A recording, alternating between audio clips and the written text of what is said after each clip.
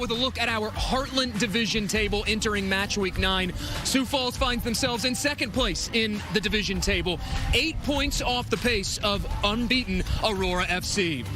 With that, we welcome you inside TCO Stadium alongside Blythe Whaley, Jake Griffith. Glad to have you with us tonight. Blythe, it's the second matchup in 12 days between Sioux Falls and Aurora. Aurora kept a clean sheet last time. How does Sioux Falls break through? Yeah, it's a tough task. I mean, this Aurora team is the only team in the league with 8 consecutive clean sheets. But Sioux Falls, they have to get deep. They need to get into the final third. They didn't have any corner kicks last time these teams matched up, as well as only 4 touches inside the box. They really need to look at transition opportunities, but definitely, how can they get the ball deep? How can they give themselves a shot to get one through? Sioux Falls, they'll have to rely on the services of the second highest scoring player in the Central Conference, Haley Christensen. She paces them with 6 goals, but it'll be a tall task tonight against an Aurora defense that has not allowed a goal all season. They're the only team in the USLW League yet to allow a goal. Starters and kick when we return to TCO Stadium at Sioux Falls and Minnesota Aurora for the final time in 2026. Some things are easier said.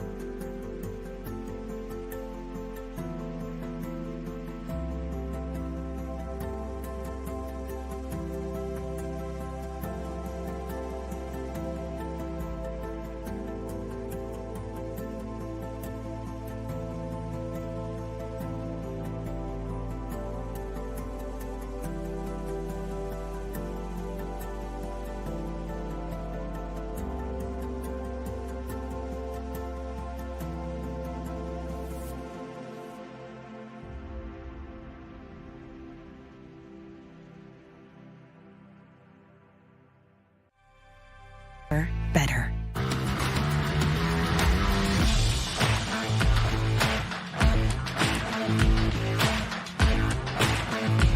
Of Aurora FC's penultimate home fixture of 2026. Alongside Blythe Whaley, Jake Griffith, glad to have you alongside us. And we take a look at how these sides line up. First for Sioux Falls City under the direction of their 5th-year manager, Joe DeMay, going with a 4-3-3. And Blythe, it's an unchanged 11 from their 5-1 win against Riverlight.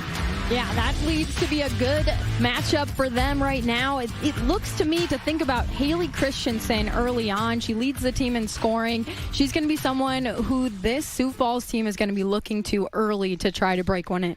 The duo of her and Kiera Harmon, who has 4 goals, 5 goal involvements, has been so crucial for Sioux Falls. As for Aurora FC and manager Jen Larrick, they go with a 4-4-2. 5 personnel changes, and after grabbing a goal last match, Maya Tabion starts.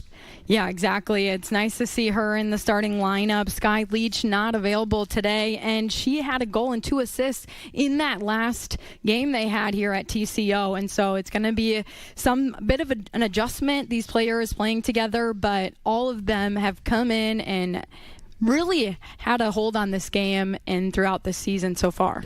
Taylor Fox is back in net for Aurora this match. She has played the lion's share of the minutes, almost 500. Steven Shidla is our center referee. He has these teams ready to go. There is the opening whistle, the opening kick, the ball's rolling, and we are underway on this Wednesday night between Minnesota Aurora and Sioux Falls City.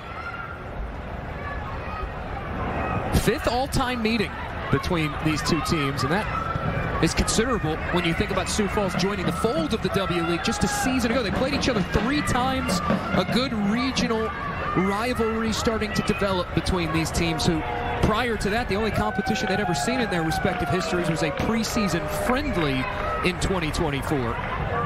Yeah, and it's interesting because a lot of returners for this Sioux Falls City team, so they've been able to play against them, but you know how different this Aurora FC team looks this year.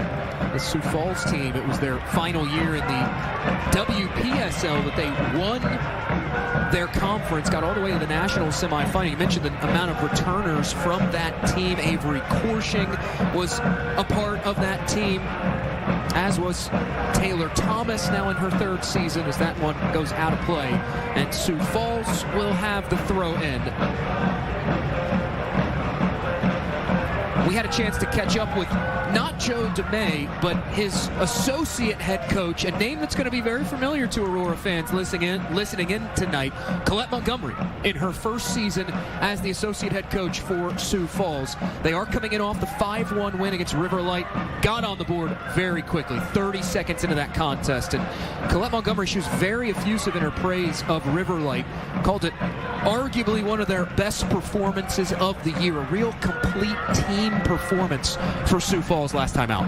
Yeah, and throughout the season, she's really saying the word that comes to mind is togetherness, synchronization. This team has played well together and finding ways to combine. On the move, looking for Maya Tabion. Joe DeMay raises the hand, and the assistant referee concurs. The offside flag will come up, and in the opportunity for Aurora FC.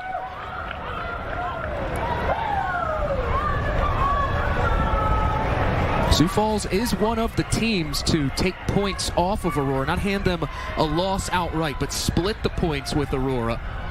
There's a rare occurrence that happens. That list is pretty short. Chicago City, River Light, Green Bay Glory, and now defunct team, and Sioux Falls City. Played in stride. Here's Dunaway trying to run onto the other end of it, and instead runs out of room. Yeah, and this Aurora team, they're going to want to lock it in, try to keep this ball in the final third. And there is Ai Kitagawa, who paces Aurora with 8 goals. She is 1 goal off the league lead in the Golden Boot race. Yeah, it's been so impressive to see just how well she's doing in her 1st season with the Aurora squad. 12 goal involvements this season for the first-year Aurora FC player. Capriel Winder is taken down by Kiera Laney. Kiera Laney, she is no stranger to Aurora FC. Spent the 2024 season with Aurora FC 2 in the UPSLW. Off her line is Taylor Fox. That one will go rolling considerably wide. And Taylor Fox will have her first touches of this contest. And she was the keeper in net the last time these two teams matched up, so a familiar opponent for her. Fox making her 7th appearance, 6th start in goal this year. 7 saves.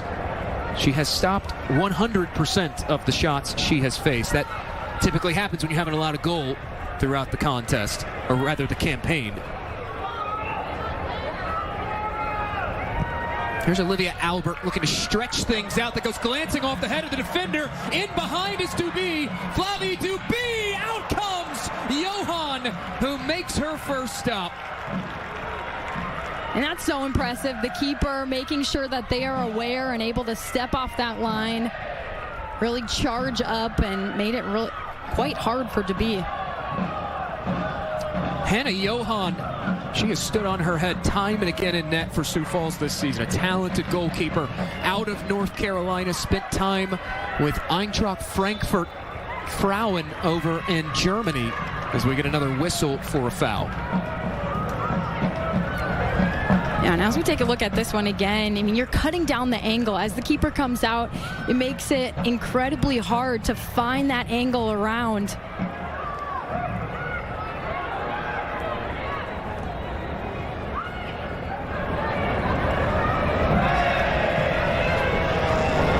Lifted up ahead, nodded away by Taylor Thomas, the team's leader in minutes. Played over 1,000 last year, coming up on 700 minutes played.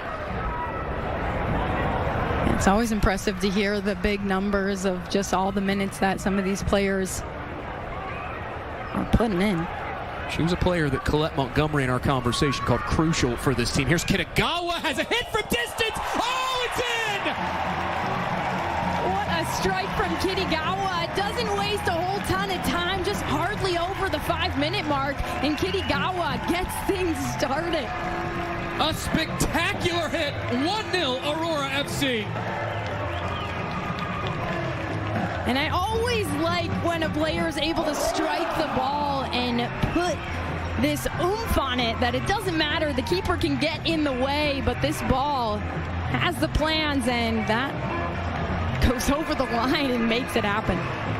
Kitagawa, she made it happen in terms of assists last time she saw Sioux Falls. Dished out 2 helpers and now gets her goal. At the restart, Aurora flying at home, 1-0. Yeah, Kitagawa already led the team in goals and assists coming into today, and that one just gives her another tally to move up by some more. That moves her into a tie atop the Golden Boot leaderboard. Kaylee Goodrich and Justice Hollenbach, the other 2 players with 9 goals. Kaylee Goodrich out of Long Island Rough Riders, as Aurora will steer this back to Taylor Fox. Had a hat trick in Long Island's previous match coming into the weekend, vaulted her atop the league leaderboard. That's an organization, they're no stranger to having highly touted goal scorers. They had Bailey DeSmit a few seasons ago who won the Golden Boot. In behind now is DeBee at the double. DeBee puts it in front and it's in! Such a team effort, Jake. You see Tabion working together and able to find her spot to strike it and put in the second goal on the day. 2 goals in the span of 2 minutes for Aurora FC. It's a dream start at home.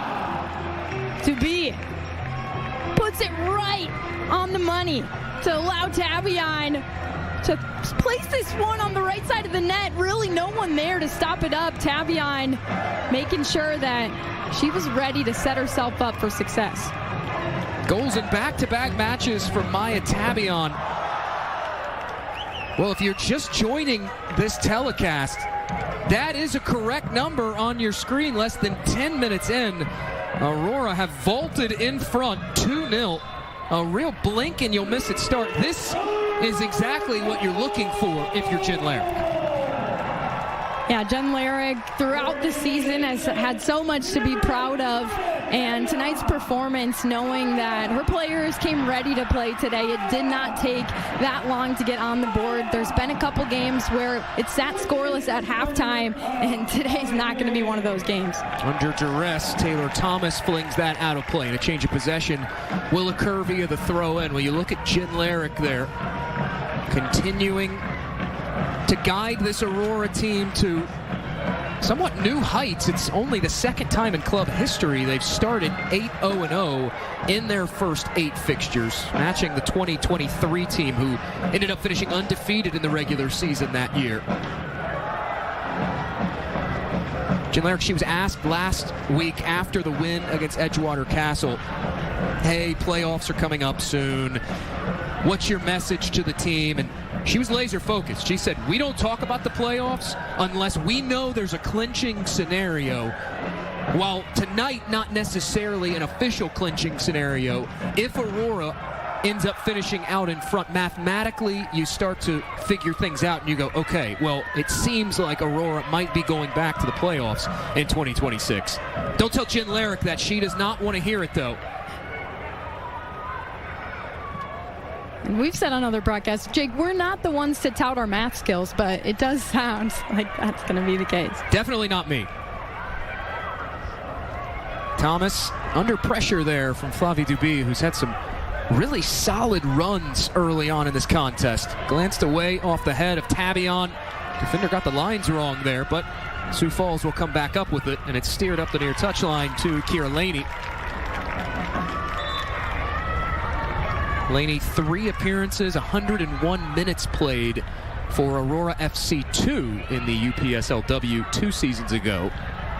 Officials electing to change their mind. Aurora did have the throw. It's quickly turned over. Here's Harmon, dispossessed. And now Mercero trying to work it forward. Her pass intercepted.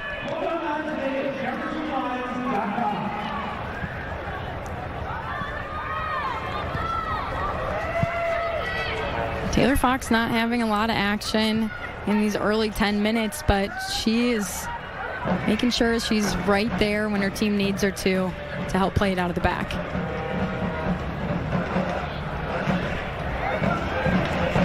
Despite not seeing a lot of action in terms of the shot stopping, averaging less than a save per game this season, Taylor Fox, she has been able to make things happen with her feet. You go back a few matches ago against Rochester FC, she had a fantastic distribution up the near touchline, ended up springing Aurora free and helping them get a shot out of it.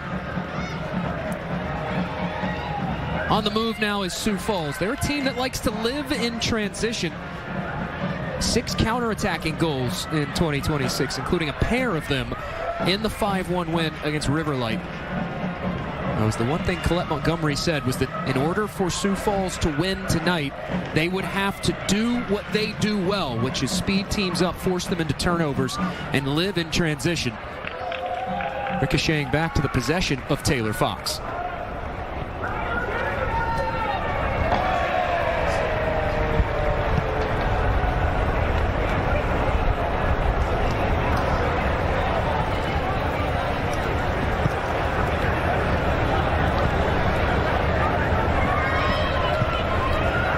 Trying to play this into Capriel Winder. Instead, out it goes, and it will be a throw. Twin Cities Orthopedics and Training House, powered by TCO, are proud to be the official sports medicine and performance providers for Minnesota Aurora FC. Together, TCO and Training House are trusted by some of the biggest names in sports and bring that same level of care to the athletes. The Aurora sideline team, led by Dr. Christine Heikus, athletic trainer Danielle Armstrong, sports performance coach Erica Golsner, and physical therapist Kelsey Majerus, as this one steered in front, deflected away. Avery Korshing will come up with it now. Defender going to ground, and Capriel Winder knocking it out. It'll stay on this end. Jake, what is this? This is a situation that was not seen in the last time these two teams matched up. They did not have a corner kick opportunity. It's what I mentioned in the open. They would need to do to try to have a chance to put one through. Swung back stick. The heads go up. No one able to make contact for Sioux Falls.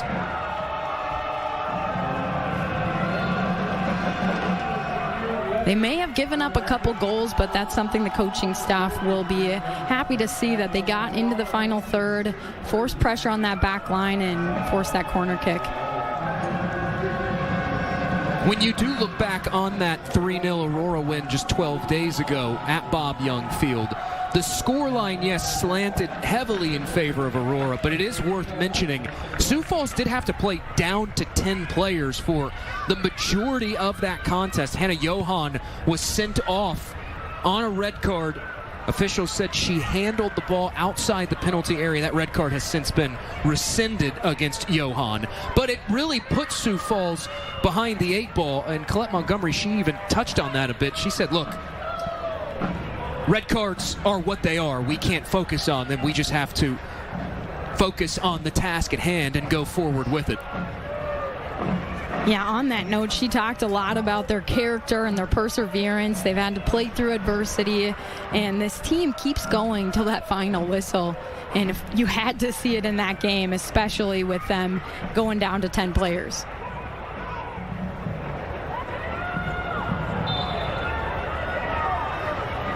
Carfonta is impeded, and that will be a whistle from Steven Shidla.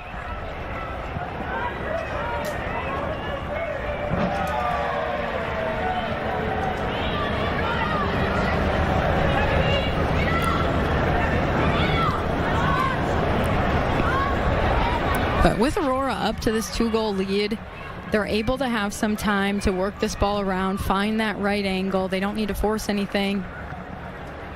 And they'll be looking to possess and try to keep this ball out of the Sioux Falls team's feet. Just 15 minutes into the contest, Aurora have not only struck first, but they've also doubled that advantage. Makes the 26th time Aurora have scored 2 or more goals at home in their club's history. Here's Tabion. She has one of them, applying real pressure on Kira Laney.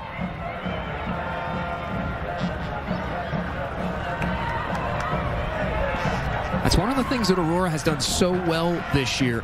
They don't have an abundance of counterattacking goals like they have had in years past, but that high press, the evolution of it under Jen Larrick, the average starting position for the opposition that Aurora faces is very, very deep in their own end of things. And you see time and again, they struggle when clearing to even get that ball to the halfway line.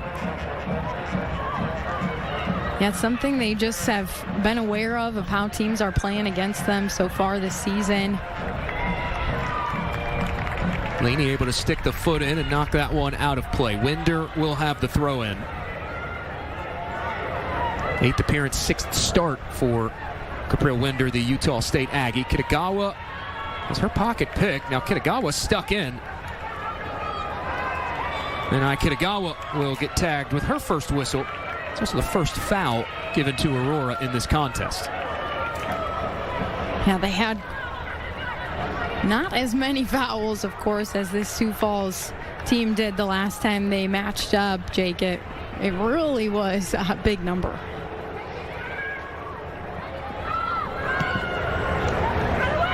Booted ahead by the visitors from South Dakota. Trying to work that along was Avery Korshing, who will watch it sail out of play, and Sioux Falls will get a throw in out of it. Laney will have the throw. Spent the last 4 seasons at Minnesota State Mankato, 2-time All-NSIC selection. Dalia Marisi leading the charge off the turnover. Here's Kitagawa. The switch out wide, able to connect with Dunaway. Dunaway negotiating. Advantage not played. This will instead be a straight whistle and a card. Now that was aggressive, and it was right in front of the referee. That's going to be called, no doubt. He had the perfect vantage point. It has been an area for Joe DeMay's side this year. They've piled up the fouls and the cards.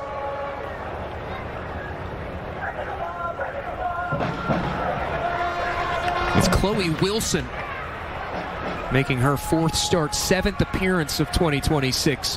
Going into the book for that foul on Gracie Dunaway. It sets Aurora up with a free kick, albeit from some distance. Kitagawa was able to help Aurora score off a free kick, assisting on a Sky Leach goal.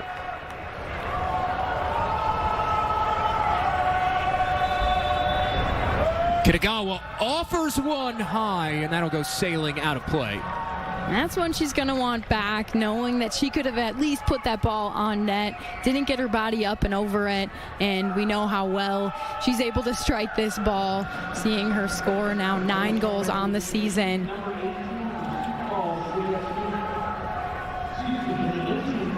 Number 25,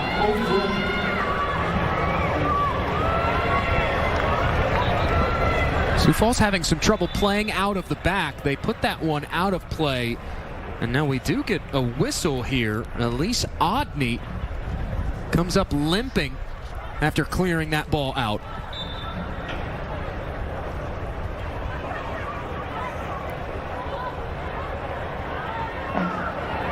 Definitely something to keep an eye on for Sioux Falls as this contest carries forward. Lisa Otney, just her third start of 2026 over on that outside, was trying to work that lower leg out, and it's chipped out of play. Aurora will have another throw in.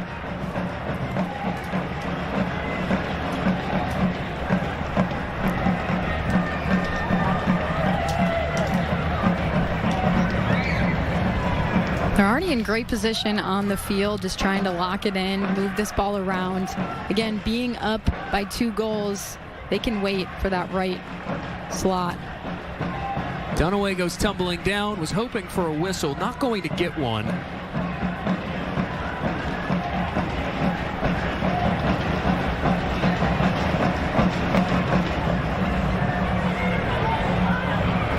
Aurora's press really starting to cause a lot of issues for Sioux Falls now that we are into the 20th minute. Sioux Falls City, they have struggled to consistently get into the attacking half. They do get a whistle, though.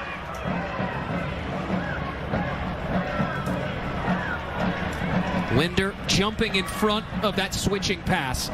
Played into the possession of Maya Tavion. Hey, Aurora fans, take that nationally energy beyond the pitch. Summer kicks off with the Minneapolis-St department. And if you're wondering why Aurora would bring this ball all the way back to Taylor Fox, again, it's stretching out the defense. It's making them come farther up the field to allow for some more open space on the back end.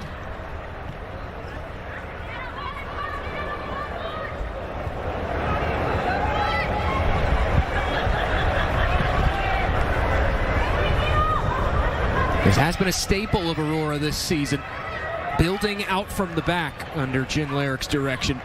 Winder, too heavy of a touch, and that'll go skipping out of play. It's another throw in.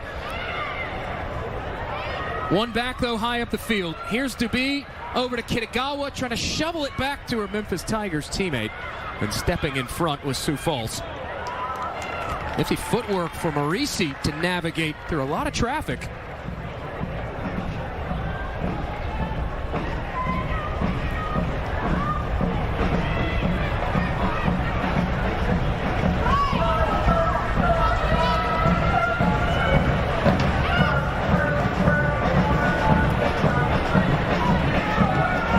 This Sioux Falls City team talking to us about trying to keep this game simple. And right now you're seeing them try to defend, work as a unit, and not overcomplicate things. Recycled over to Winder. Tavion trying to link up there with Dubé. Picking the pieces up is Marisi. Here's Tavion looking for a diagonal ball across the top of the area. Ultimately hammered out of play by Sioux Falls. And Aurora will have the throw. It's not just the score line. It has been a lot of one-way traffic possessionally in this end of things. Aurora really putting Sioux Falls under a lot of pressure. And now we get a whistle for a shirt tug. It's Avery Corshing who will be handed a foul. And you'd almost think that coming into today, especially knowing that they went down to 10 players last time they matched up, maybe they thought it was going to be a little bit easier having all 11 on the field, and to their surprise, Aurora putting that pressure on just the same.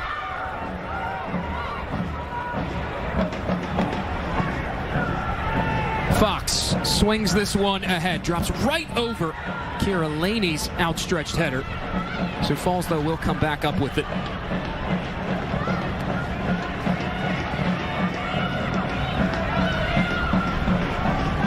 Laid off, looking inside for Maddie Donovan. Now this one from distance. Haley Christensen has a hit, but it'll go rolling out of play. We talked about her being the team leader in goals. Has 6 coming into today. She's going to need to keep taking these opportunities, trying to put this ball on net, make Taylor Fox work for it if they're going to have a chance to get back in this game.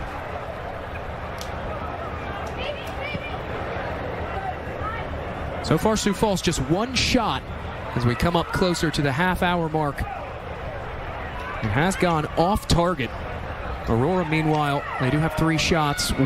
2 of them have gone in the back of the net. Very efficient start to the contest. Aurora scoring 2 goals in the span of 2 minutes, inside 10 minutes. That was a great decision to use Taylor Fox. Saw the defense getting really close by. Mercer turns. Now Tabion directing traffic over to Kitagawa. Trying to switch the point of the attack again. Carfonta couldn't run it down. And Sioux Falls will have a throw. Yeah, I like the idea. I think it was the right one to try to find that outside. Switch the angle, make the defense have to move. But Kitagawa has 4 assists for a reason. You're seeing how well she distributes the ball. Errant pass back into the penalty area. Aurora can't make anything happen with it. Winder, though, forces the turnover. Here's Boughton. Deflected out wide by Duby. That is where Kira Laney has it for Sioux Falls. But it's been much of the same. Sioux Falls just struggling to get out of their own end of things in this opening 45 minutes.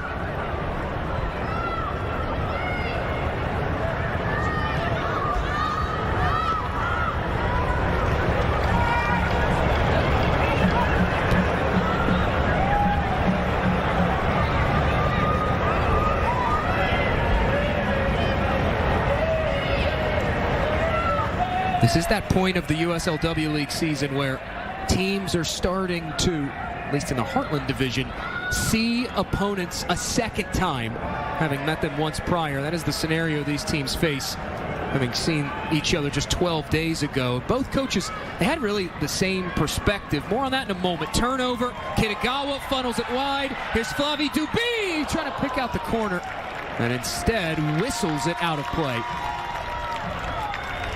You've seen just how dangerous she can be in that final third. Already having the assist today, but right now she's finding a way to strike it, get this one towards net. Well, you saw Jen Laird just a second ago. It was after the Edgewater Castle game. She talked a little bit about that thought process of what changes when you face a team a second time, especially in such a short span. And she did say it almost feels like, because it happened less than 2 weeks ago, it really does feel like almost a back-to-back. Gives both teams a lot to think about coming into this. This is a look back at the Duby effort that went wide. Meanwhile, Kira Harmon couldn't run it down for Sioux Falls, and it will roll out of play.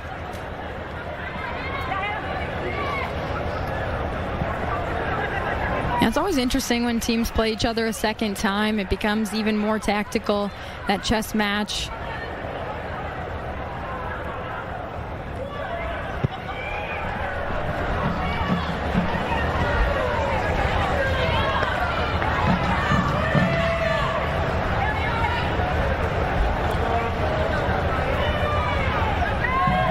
And it takes a turn out of play. Aurora will have the throw. When you watch Sioux Falls this season, one of the areas they have had a lot of success in when in possession is using their vertical runs. Aurora's taken that away so far. Played into the path of Maya Tabion. Options here across the face of goal. Knotted down. Here's Dalia Marisi to Kitagawa. Sails that high and out. We've seen her have a couple attempts now sailing over the net, and I think for her, how can she make that adjustment, realizing that, getting her head over it for that next chance.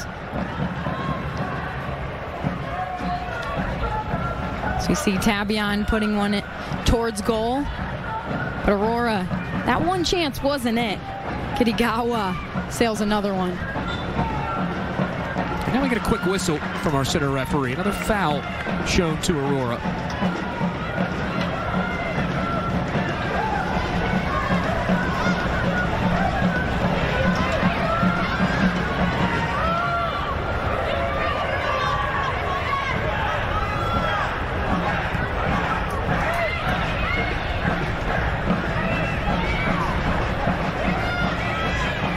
Boughton had 3 defenders around her, finally gave it up, and here is Albert, who will reset things back to Taylor Fox. To Boughton again. Yeah, you said 3. There was almost 5 at one point too, Jake. It was almost, it felt like the whole team was right there on her, but still survives. Sioux Falls right now pressing in this 3-2-3-2 shape. Aurora are having some issues finding options going forward. Headed along, here's Tavion. Falls to the feet of Kitagawa, has her pocket picked. Now Wilson backtracking for Sioux Falls City.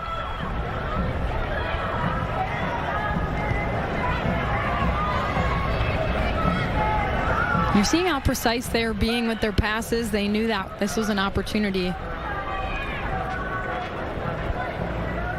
Maddie Donovan's ball forward, intercepted by Taylor Fox, who will roll it back out to Boughton. Kitagawa in stride. Kitagawa carrying it wide, finding Gracie Dunaway. Dunaway shifting, trying to carve an opening. Now Kitagawa puts it inside. Here's Dubé turning and firing it wide of goal. We've seen Dubé have a few times in attempts, but everything except that final finish. Aurora up to 6 shots now, including this.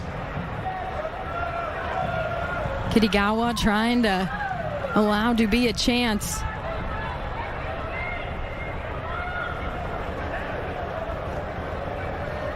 She was searching for that 5th assist. I can see it. 5th start of the season for Hannah Johan. Puts that ball back in play at the restart. And Sioux Falls just as quickly dispossessed once more.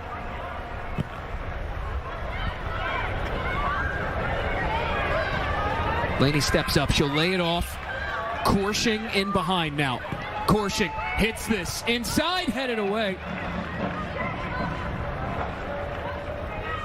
One of the first real opportunities we've seen Sioux Falls have in about 20 minutes. They had the early shot that went wide of Taylor Fox.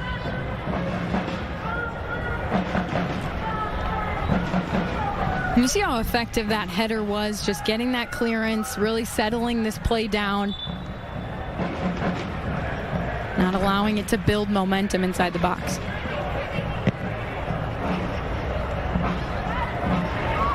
Fox, a rare moment where she's errant in her distribution. That'll go out, and Aurora will have a throw. Elise Odney, in her 2nd season with Sioux Falls, tosses it back in. And it's promptly turned back out of play by Aurora FC. 2 seasons at the University of South Dakota for Elise Odney. 4 career appearances, spent a redshirt year in 2024. Asking questions now is Sioux Falls, trying to provide themselves a bit of life here deep into this first half. Dodging through is Maddie Donovan, still forcing the issue here. Donovan ultimately goes down, as does Kira Carfonta. And that finally results in a whistle from Steven Shidla. We talked about how little this Sioux Falls team had attempts in the box the last time they matched up, and you saw the aggression coming out, trying to keep possession inside the box, knowing how important that is. It was one thing I remember talking to Joe DeMay last season, and I asked him, what's your coaching philosophy? What's your playing style? How does it look for you? And one of the things that he had said was he wants his team to be a little physical. He wants them to have that grit, that edge about them as that ball rolls all the way to the end line and spills out of play. You have seen that time and again from the Sioux Falls team, and sometimes it has gone in the direction of perhaps a little too physical. They do lead the Central, or at least the Heartland Division, in fouls committed this season. But still, you know, Joe DeMay, he loves that. He wants to see that physical nature from his team. I think a lot of times you have to bring it, see what the referees are calling in that matchup in particular, get a feel for it, and adjust. Clipped up ahead, stepping in front was Taylor Thomas. They were trying to pick out Kitagawa. Now Thomas will go forward with it. That's a lovely ball. Korshing, though, couldn't make anything happen with it.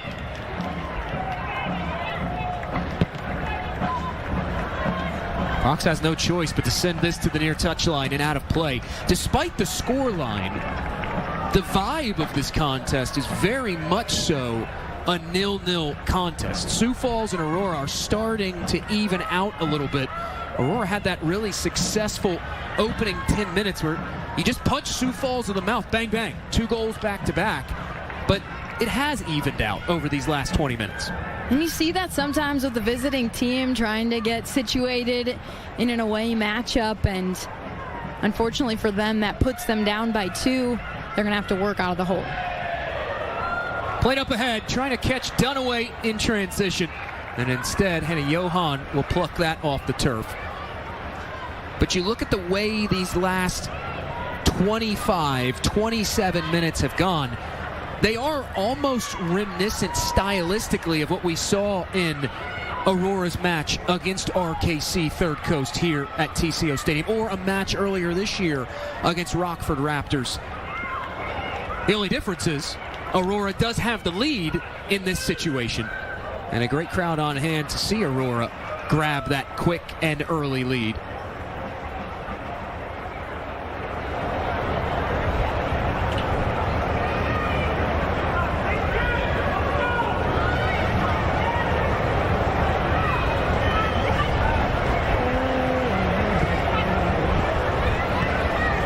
And the biggest thing for this Sioux Falls City team is making sure they get to halftime, allow their coaching staff to be able to talk with them, adjust, try to find ways to get this ball deep in the attack.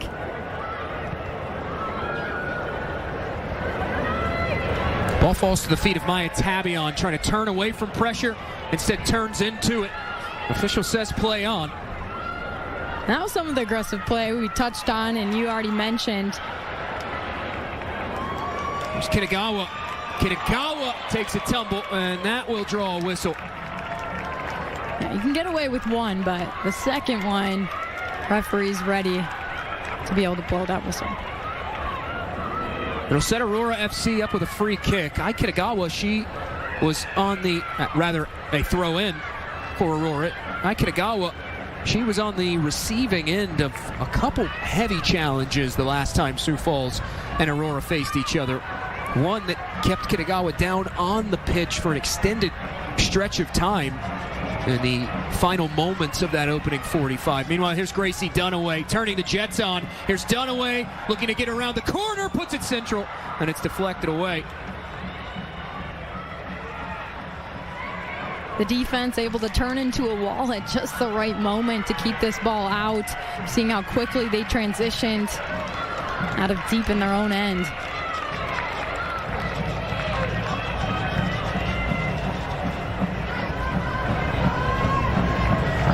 For the last few minutes, Joe DeMay has been having an extended conversation, one that's growing slightly more animated as the minutes click away with the 4th official.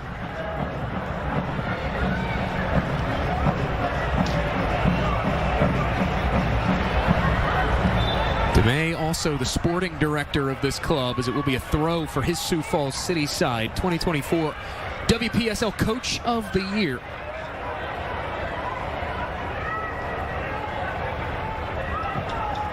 Taylor Thomas trying to carry it along, had to instead boot it forward, and that is where Taylor Fox will grab things.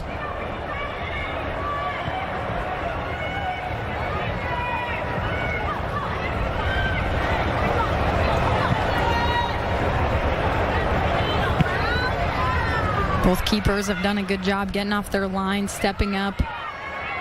Here's Wilson, comes up with an interception and an advantageous place for Sioux Falls. Still stuck on 2 shots, none on target.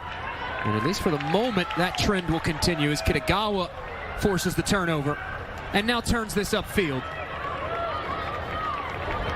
Yeah, that ball not on target, but again, the idea, Kitagawa turning all the way around, coming back to the near side. Could tell the defense wasn't ready for that.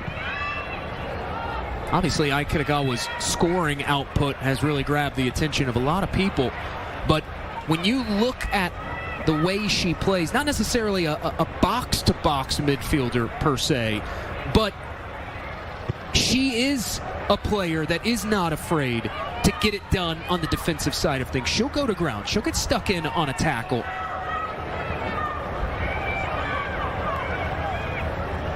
And nice to see how well-rounded a lot of these players are.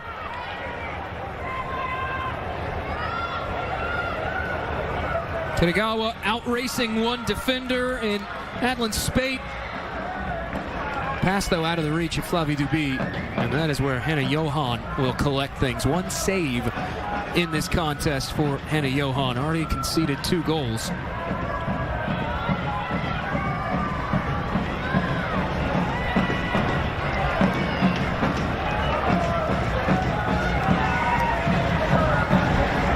And any keeper would say that's tough to shake off, how early that those couple goals happened.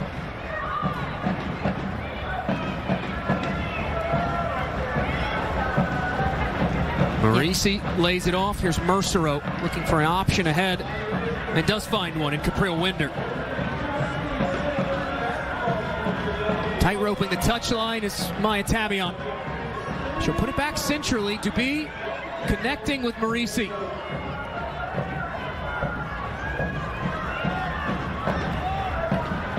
The offside flag is up from the assistant referee on the far side of the pitch.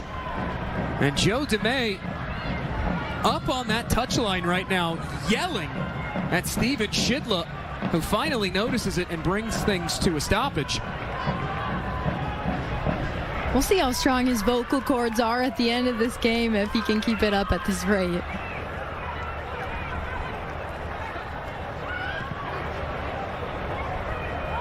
Play back underway off the free kick. Here is Sioux Falls as we come up on the halftime.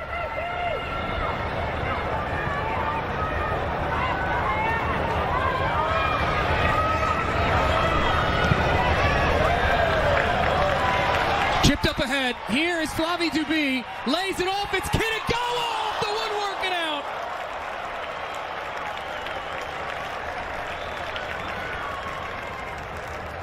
Had her eyes on a first half brace, denied by the crossbar, and it stays 2-0. And it's surprising to say Kitagawa having 3 opportunities in today's matchup, and all 3 of them leaning back just slightly more than she would have wanted. This one goes off the crossbar. It appears Hannah Johan also got a fingertip to it. Officials saying corner, and it will be the first of the night for Aurora FC. They have a short option in. Tabion instead hits this back stick, headed away by Sioux Falls, where it will go out for an Aurora throw. Kitagawa, she's one of just 3 players in Aurora history to have multiple matches in her career with multiple goals. Maya Hansen and Morgan Turner, the only other 2. Duby intercepting that telegraph pass, trying to stay on side as Kitagawa. Flag will stay down, and now ultimately it does come back up. She was trying to hug that restraining line as hard as she could, but got in just a little too early, and that'll end the opportunity for Aurora. Yeah, especially with having those last couple chances for her sailing over the net. She was trying even harder to keep this one on sides to not give it up.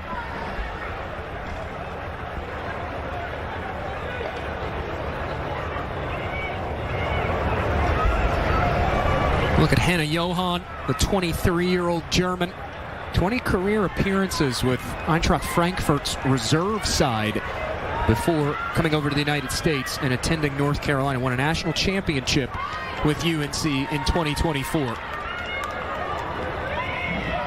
Tabion can't progress that ball forward. Knocked out of play. Winder will have the throw.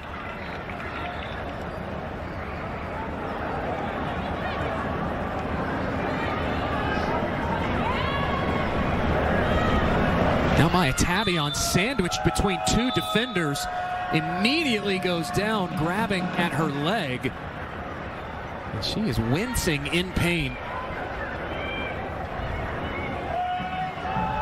That'll be the 8th foul of the contest against Sioux Falls. I'm glad to see you able to walk that one off. Maya Tabion, his play back underway, started things out for Aurora. What was a fast start to this contest. Her and Kitagawa both grabbing goals to help Aurora get off to a 2-0 lead. 15 career USLW League goals, including her strike tonight for Maya Tabion, who receives it on the near touchline. They were trying to get that underlapping run going, and reading it all the way was Kira Laney, deflecting it out of play.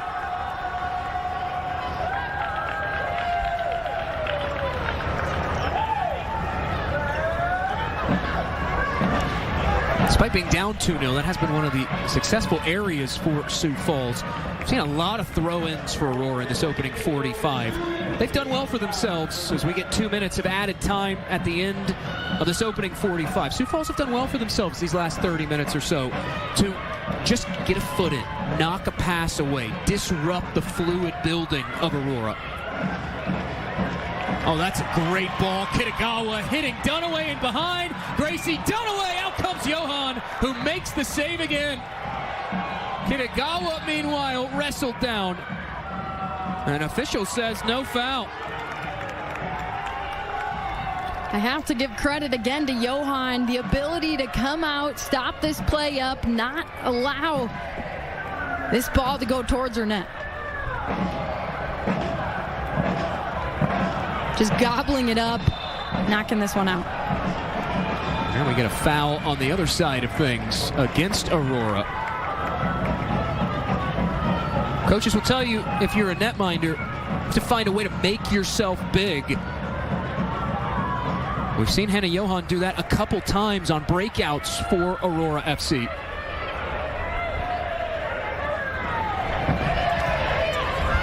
Touched ahead, here's Korshing, tries to give it right back.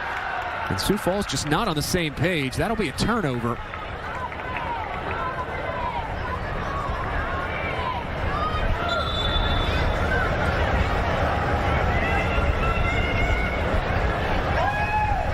Tabby on the toss, back into play, finding Flavie Duby. Hacked up ahead by Tabion, and it will roll out of play. Meanwhile, Steven Shidla checks the watch. Still just a little bit of time remaining before we get the halftime whistle from our center referee. Make sure to stick around during the half. Our Fox 9 studio crew will have their weekly feature on Aurora FC, and then when we come back here right before the action, we'll have highlights and stats from this opening 45 minutes. And as I say that, there is the whistle. Halftime has been reached in Eagan, Minnesota. A blink and you'll miss it start for Aurora FC. 2 goals inside 8 minutes, and they lead it 2-0 through 45 minutes.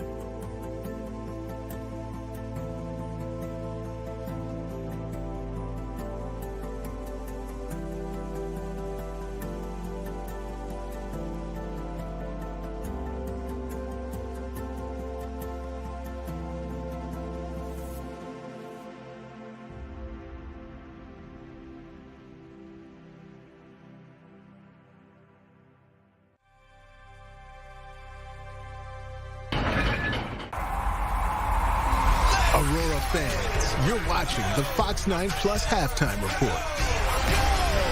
I want to thank you for joining us on the Aurora Halftime Report. My name is Tim Blotz. We need to start right away with your weather because we've been watching storms roll across the state, and some of them could get strong. So let's bring in Erica Mrazek for us. Hi there, Erica. Hey, Tim. Throughout the evening, some storms will continue to push across the region, and they will be out of the area by the time you get to later on tonight. So overnight tonight, expect some drier conditions. It'll be a dry and sunnier day tomorrow, but still running a little bit cool in terms of temperatures, and the cool temperatures will also continue through the rest of the week and into the weekend. But after that comes a slight warm up with highs that return back to the upper 70s, but that is still below normal, and at this time of year it should be in the low 80s. So overnight tonight, 53 is your low temperature. The rain moves out of the area, but clouds hang around for the overnight. By the afternoon they break up a little bit, but temperatures stay cool with a northwest breeze. A high temperature 70 for your afternoon tomorrow, with an evening temperature of 63 and very few clouds. So overall mostly clear. And your next best chance for a shower is going to be on Friday, perhaps a rumble of thunder with that too. And then your Saturday, Sunday, looking at sunnier conditions and staying pretty bright for the rest of the 7-day forecast, and also getting warmer into next week with highs that get back to the mid to upper 70s. So some more warmth on the way. Tim? Yeah, just got to get through tonight, right? Okay, yeah. Thanks, Erica. So the dream of going pro draws some of the sharpest minds in soccer to Minnesota. Maya Tabian is an Ivy League grad, and the Aurora provided a chance to continue her development both on and off the field. And she tells our Pierre Nugent tonight, the studying never stops. Maya Tabian, forward midfielder, and I play for Minnesota Aurora FC. What led you to come to Minnesota and want to be a part of this team and this organization? Yeah, I just finished my last season at Columbia University, and I was, you know, kind of going back and forth of, do I still want to keep playing, or do I want to start like branching off into another career? And I took some time to think about it, and Jen reached out to me actually and asked me if I wanted to play for the team, and I heard about how, you know, the pathway to pro and things like that, and I love soccer. I've always loved soccer, so I was like, I want to keep playing. You mentioned you love soccer. You love studying soccer. What is it about the game that you love so much? Oh, I love the feeling, I think. It's different than just watching it, but like being on the field with new teammates this year, but in general, just like getting to know how people just view the game, and just constantly learning, I think, is something that's really important to me, and being able to be adaptable to different styles of play. Yeah, that's what I love about it. Everybody kind of has their own take, or kind of has their own style that they think is how soccer should be played, and I just like learning from other people. I couldn't help but hear that you mentioned the word study, and you mentioned Columbia. Mm-hmm. What has your time at Columbia been like? What have you been studying there? And tell me a little bit about your time at Columbia. Yeah, it was good. I really enjoyed it. It was in New York City, so it was a lot of fun. Yeah, I feel like the experiences that I had there, growing up in Washington State. It's a big move for you. Yeah, and then moving across the country, but it was definitely new and challenging at times, but overall I feel like it helped me grow as a person, and I love to learn. Yeah, so great to get to know Maya. This has really been so much fun partnering with the Aurora to have their games on Fox 9 Plus. Tonight's match is the second to last of the year on our air. The final match is on Fox 9 Plus this Saturday, and that's going to be against River Light FC. That's going to do it for your halftime report. We got the second half that's next on Fox 9 Plus and the Fox local app. Have yourself a great night and enjoy the match.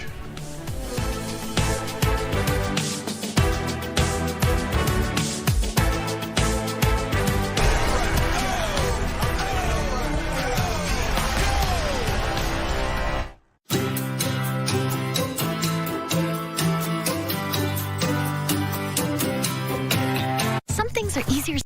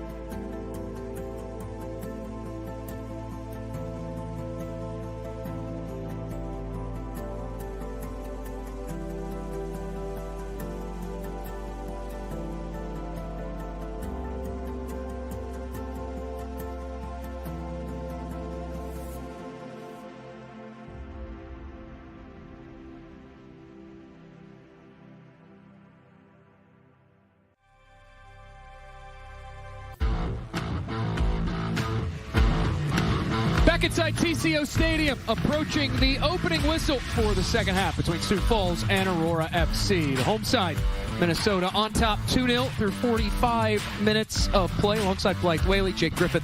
Glad to have you back with us. And there was plenty of action to recap from that opening 45 minutes. So let's bring you up to speed with our halftime highlights. And it all got started pretty early on thanks to Ikitagawa. Ikitagawa with the power. Didn't matter that the keeper was there. Again, that ball finds its way. And then literally a minute later, Aurora would double their lead. Yeah, that pass deserved a finish. You saw Tabby on. No rush, just quality, composed finish. As we take a look at our first half stats, Aurora, not only do they have the lead in terms of the scoreline, 8 shots, they also put up 4 on target. Yeah, different in this matchup compared to last. Both teams tied up in corner kicks. We'll see what happens in the next 45. As for what comes up next for Aurora FC, as well as what's on the standings docket, Aurora, they have an 8-point advantage over Sioux Falls City, but it's really been that race for second in this table that has tightened up over these last few weeks. Just 3 points separating 2, 3, and 4 in the table. Yeah, and you see that Sioux Falls, we talked about them taking care of Riverlight in their past game, and think about what that score was. I mean, they scored a plethora of goals, but yet still so tight in the league. And how about Raleigh Madison, by the way, kind of flying under the radar, their finish to the 2026 season. It was not the start that Giuliano Oliveira and company were looking for, went winless in their first 6, but they've now won 3 consecutive games to vault themselves all the way into 5th in the Heartland Division standings. Gives more credence to what he told us that, hey, this is a young team. We're going to grow as the season goes on, and if we can keep this unit together, we'll be good going forward. They are closing on a high note, but right now, everyone chasing Minnesota Aurora, who in their upcoming slate of contests, they will close out their home portion of the season on Saturday. They will welcome Riverlight. That'll be a real playoff-like atmosphere. And then they'll finish with 2 consecutive on the road. Those will be 2 very difficult tasks for Aurora. Yeah, especially thinking about how well this season has gone for them so far, trying to keep things rolling their way and trying to finish it on the road can be difficult, but we've seen just how well they've been able to do so far. Going to Rochester has always been a difficult task for Aurora. They've won their matches there, but they have not been easy. They've been very narrow 1-0 score lines. They've had much more success on the road at RKC, Third Coast in club history. Yeah, you think about what it is. We've talked about it in this game, just for a team to play another team again in the same season. Both teams, they have a little bit more of the game plan, a little bit more knowledge on each other to bring into that rematch. And it turns into a great chess match, too. Sioux Falls making their way out of the halftime locker room. Aurora, they have taken the pitch, ready to go, approaching the opening kick of the second half. If you're Sioux Falls, how important are these first 5 minutes of the second half toward your hopes of getting back in this match? Well, I think they're insanely important. You saw what happened in the first 10 minutes of this game, and they don't want to have a repeat of that. Right now, it's really trying to think about what they can do to withstand this Aurora attack, but a lot of it's going to do with them keeping possession, keeping that ball into their own attacking final third is going to help them out throughout this last stretch. The weather has held at bay here in the Twin Cities. Wind has started to pick up just a little bit during this halftime break. There were some really nasty clouds. Of course, as you see on your screen, there still are a lot of nasty clouds, but the rain has held off for now. Now, rain, go away. That's what all the fans are saying here in the stadium. But one other thing I wanted to say about the Sioux Falls team, their coaching staff telling us how well they've been able to compete to the final whistle regardless of their circumstances. So I don't see them going away just yet. It's going to be a competitive second half. If you're just now joining us, Aurora out in front 2-0. Goals in the 6th and 8th minutes. Ikitagawa, there in the center of your screen, Maya Tabion, respectively, helping Aurora snatch a lead less than 10 minutes into the contest. Both teams have taken the pitch. Steven Shidla has everything set to go to start the second half. And there it is, the opening whistle of the final 45 minutes here in Eagan, Minnesota. Back underway. And both teams should be aware of how physical this game has already been played. They know what the referee's calling. They know what they're allowing as well. 14 combined fouls in that opening 45 minutes. There was only one card handed out, though, and it did go against Sioux Falls City and Chloe Wilson.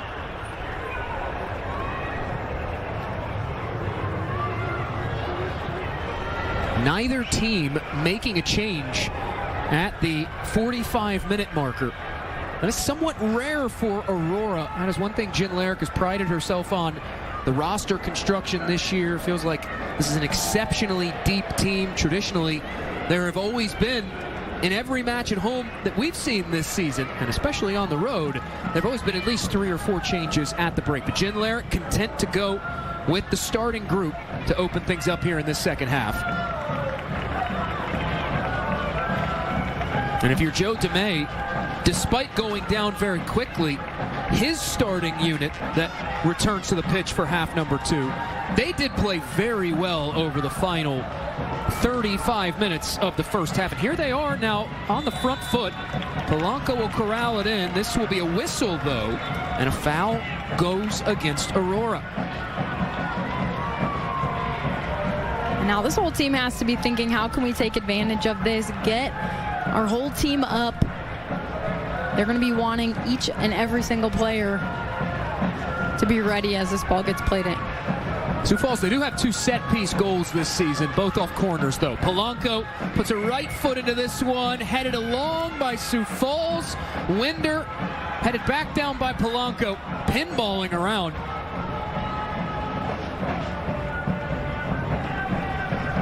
Laney can't run that one down. It won't matter, though. Last touched by Aurora, so it will be a throw.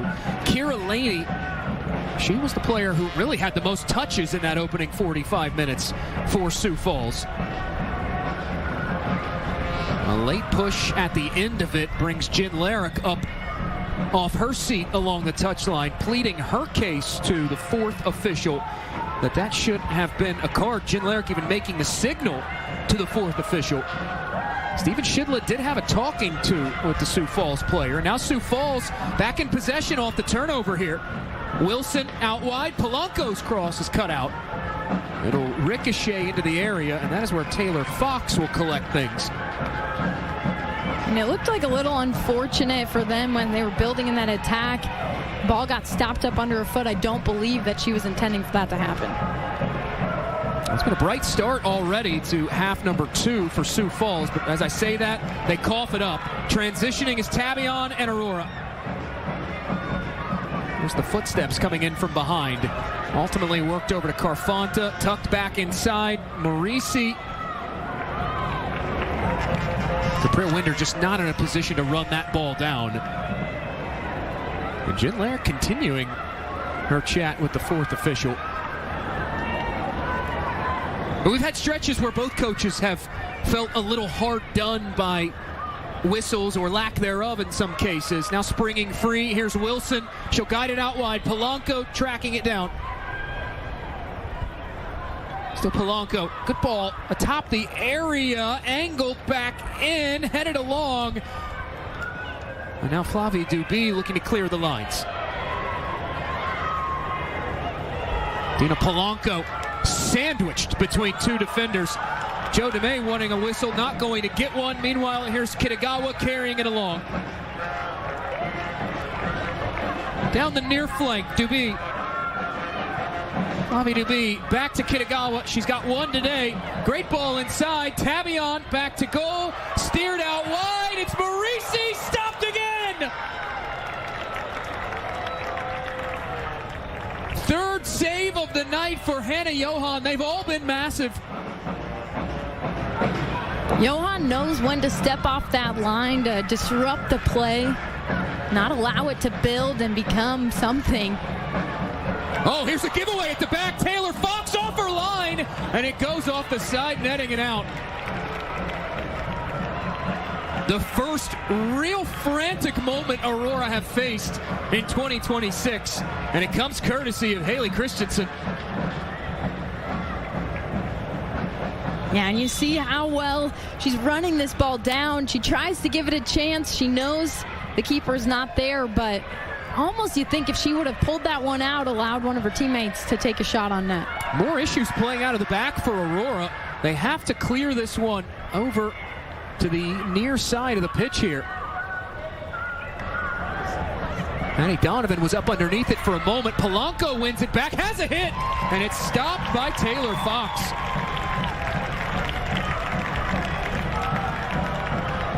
That represents the first shot on target of the evening for Sioux Falls. First stop made by Taylor Fox, her 8th in 2026. And I think this Aurora team is starting to feel that the second half may be a little bit different than that first half, of how well they were able to come out and find Sioux Falls on their heels. Now they're going to have to dig deep. Albert, she goes down looking for a whistle, as is Jen Larrick again. Well, the physicality, cannot emphasize it enough to those watching at home, as Olivia Albert has a word with the Sioux Falls touchline. The physicality since the 12th minute has really cranked up a significant notch. This is a Sioux Falls team that they do lead the USLW League in fouls, 111 committed coming in to tonight's fixture, 9 more than Monterey Bay Sirens, the expansion club, in 2026.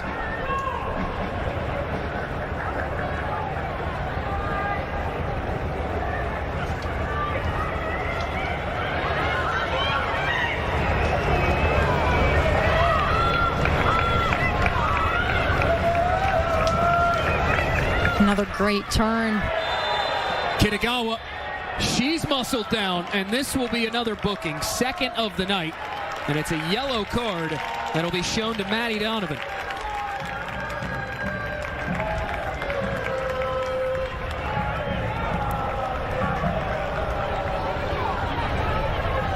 And you're seeing the positioning by Kitagawa, getting between her and the ball,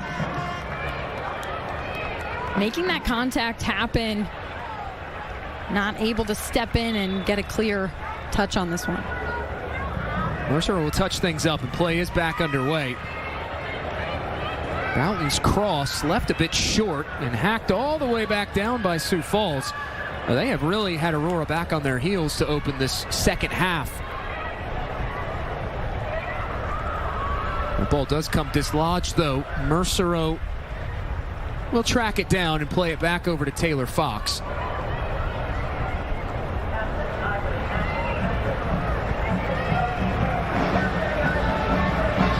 You know who I think has the most unenviable responsibility of the night? Irina Tolkachova, the 4th official, right in that substitution area.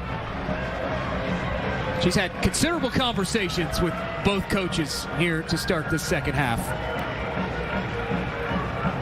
Fox looking to stretch things out. It forces Kira Laney to nod it out of play. And Aurora will have the throw in.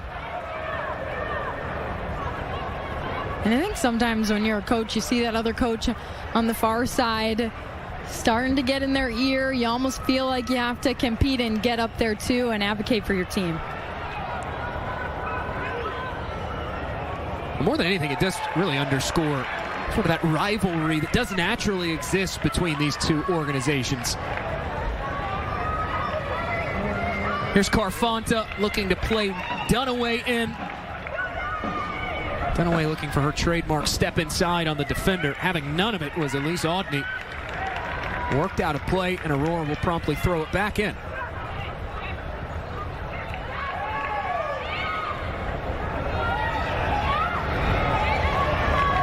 Boughton sticks the foot in. Duby got a touch off on it. Handcuffed defensively, though. And now Christensen will drive this ball ahead. That is where Taylor Fox will let it roll into her possession.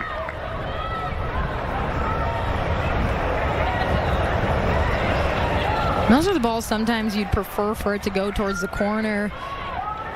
Allow your teammate the opportunity to run onto it and out of reach of the keeper.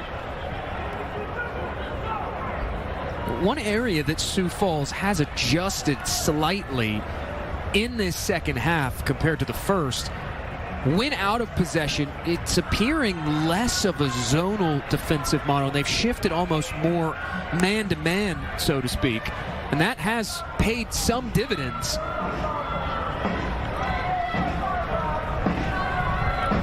Yeah, I think whenever you're sitting down by a couple goals, you really need to assess the game plan, change things up, try to find a way. Marisi will come up with it, and now Thalia Marisi rolls it ahead. Here's Maya Tabion trying to cut back inside. Still Tabion awaiting the ruling, and it's officially a goal kick. And you saw her trying to signal for the corner, thinking that it touched off the defender. Referee thinks they had a good view at it, calling it a goal kick. Hannah Johan will send things away to get play restarted for Sioux Falls.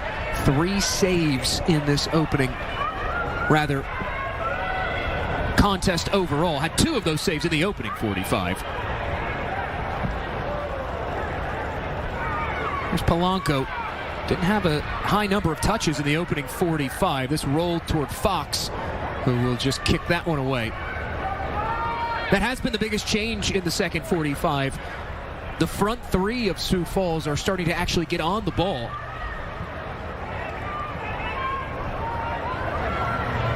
Here is one of those front 3, and Polanco glancing header along. The one player Sioux Falls just has not been able to get on the ball a lot is Kiara Harmon, the South Dakota native, has 5 goal involvements in 2026. Had a quiet first half. Here is Sioux Falls back, though, down that right-hand side. Avery Korshing with it. Korshing looking to get inside on Capril Winder. That does concede the corner to Sioux Falls, though, second of the night. Yeah, Korshing trying to find another assist. Already has 3 on the season. But able to pick up the corner. This is where Sioux Falls have been dangerous this year. 2 corner goals for as Polanco out swinging. Ball, heads go up, put toward goal, ricocheting around in front and cleared away.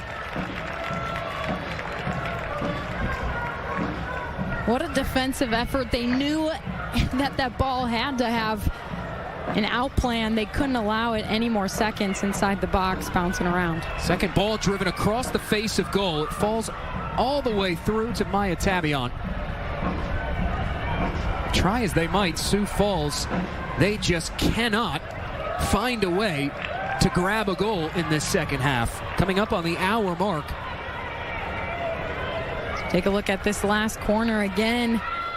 Able to get something on it. It goes towards goal, but you see Taylor Fox caught up, nearly allowing Sioux Falls to have that break-in goal. And what you saw in that replay, too, a lot of congestion and confusion in front of Fox. Dunaway, though, racing out of a crowd with it. Dunaway muscled off the ball. Madeline Spate able to track all the way back and knock Dunaway away from goal. That is outstanding defending. And Dunaway's been able to put a couple goals in here in these last couple matchups.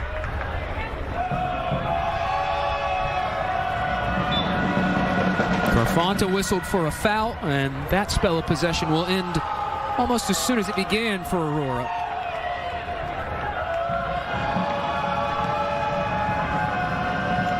Crowd starting to roar back to life. It's been a real unease in TCO Stadium amongst these Aurora FC supporters over these last 10 to 15 minutes. Played into the path of Polanco.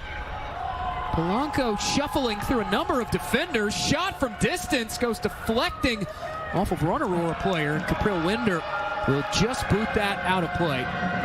But Dunaway doing a great job coming back, helping her team defend, just poking that one slightly, helping break it up. Off the Sioux Falls throw in, they set themselves up with another corner. Second of the second half, third of the night. Dina Polanco, the U. Mary of NCAA Division II midfielder, will have this set to go from the far corner flag.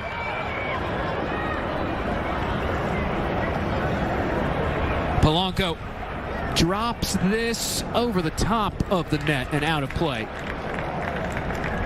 As good as Sioux Falls have been on their set pieces at times this season, they just haven't had a lot of teeth behind them tonight.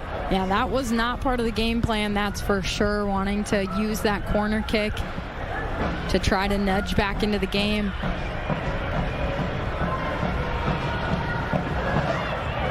Dunaway looking for the combination. Tracking that is Taylor Thomas, and forward goes Sioux Falls. Promptly erased, though, by Hannah Bowden. Kitagawa up ahead. It's Dunaway looking for options. She'll stop. Goes back to the end line. Dunaway service all the way through in front, and stopped by Johan again.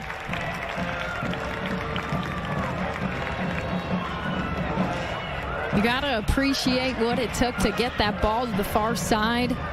Going 1v1, getting the feet across, but no finish on the end.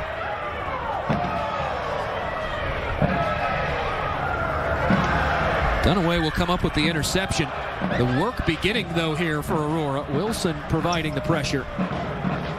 And Aurora FC are preparing their first two changes of this contest. Amelia Brown, Talia Corey set to enter at the next available opportunity. Aurora FC going vertical and tracking that one down is Maya Tabion. They do have numbers. Looking to put it in front. Turned away by Taylor Thomas. And now we get a whistle for a foul against the Leah Marisi.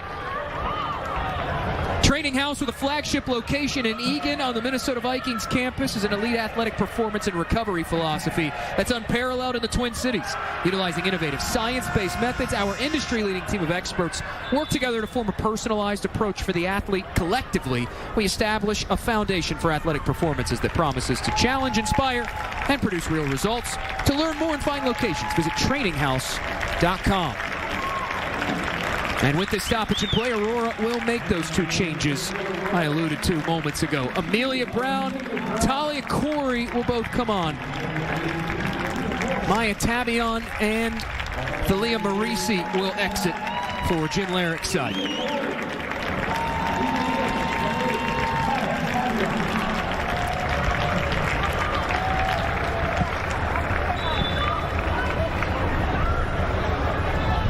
Talia Corey coming on. It's her second appearance for the club since returning from international duty with the Mexico U23 national team. Play back underway off the stoppage.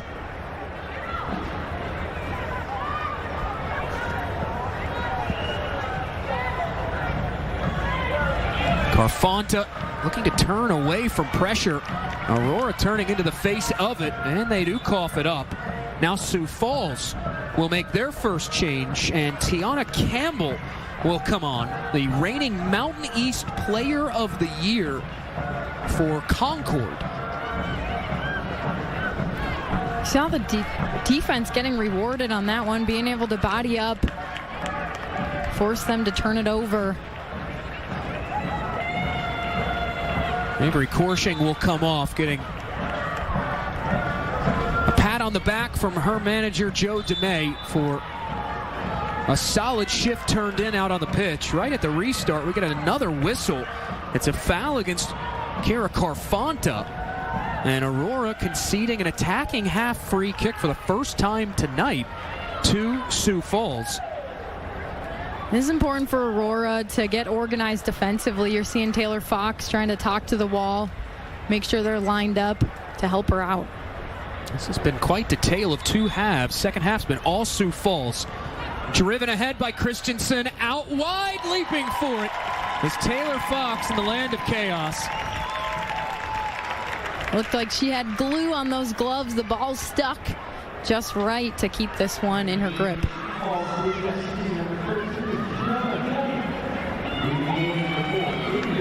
Sioux Falls has started to return the favor in the second half to what Aurora did to them in the first, not allowing them to just progress with ease into the attacking half. The layoff, trying to run it down, is Maddie Donovan, who goes tumbling down And out it goes.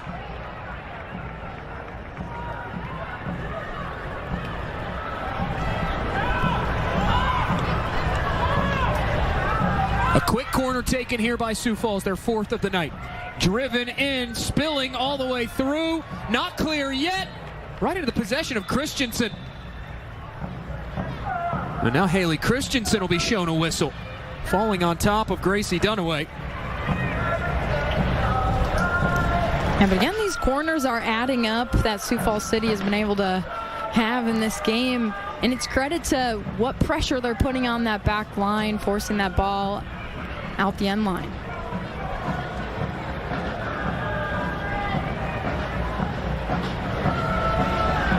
One thing that this Sioux Falls coaching staff expressed to us when we chatted with Associate Head Coach Colette Montgomery was that they were very proud of the fact that even though the scoreline was somewhat lopsided in Aurora's favor, they made it a fight for the full 90 minutes the last time these teams faced each other. And Sioux Falls, they have found ways in this second half to make it a fight once again.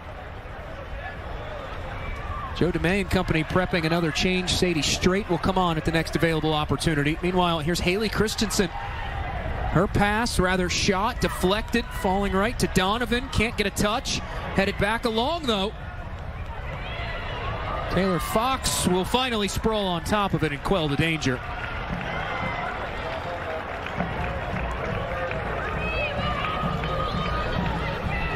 And sometimes defensively, that's what you need to do, being in the way and not really allowing the defender to have that straight line towards net.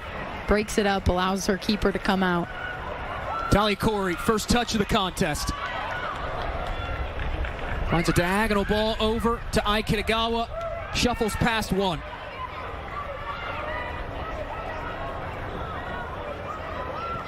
Brown to Kitagawa. Kitagawa, the layoff. Here's Corey on the left-hand side. Corey wants to go end line. That deflects out, and Aurora will have their second corner of the evening. It's not often Aurora finds themselves in a scenario where their opposition has more corners deep into the second half than they do, but that is the situation Aurora finds themselves in. 2 corner goals this season.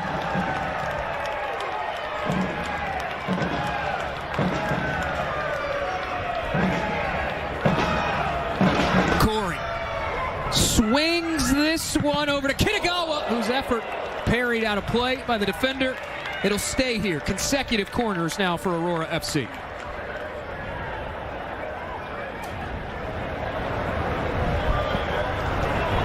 You saw Kitagawa getting in the right position to have a one-touch on that ball. Defender doing a great job, though, also getting in the way, forcing this ball out. Talia Corey will handle this from the corner once again. Plays the short option, Duby. Sioux Falls was ready for it that time. And now Aurora will commit the foul. Talia Corey shown a whistle and could be more. Now Steven Shidla racing all the way over, and it's just a talking to, no booking.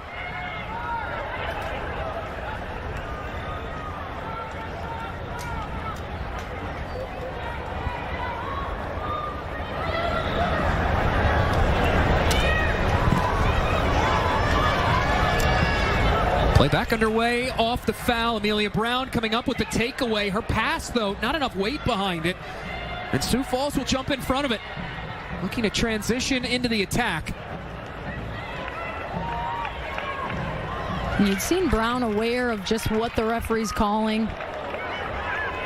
Duby trying to hit that early ball into Kitagawa. Defenders were ready for it as Taylor Thomas collects her clearance, though. Scooped up by Kira Carfonta. So something we haven't seen a lot from Aurora in this second half. Their ability to force turnovers in the attacking half, get in transition. They had a lot of transitional opportunities in the opening 45.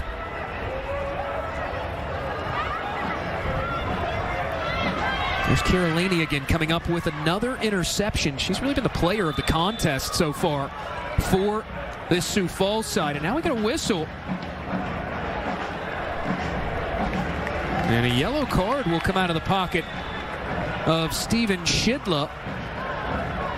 He handed it, or at least showed it in the vicinity of Ai Kitagawa, but that's not who the card is on.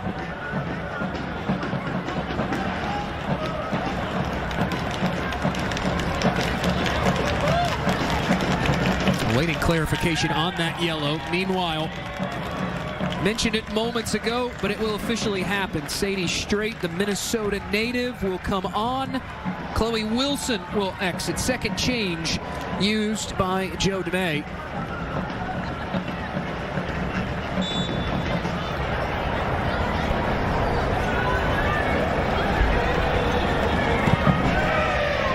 Spate drills this ahead at the restart.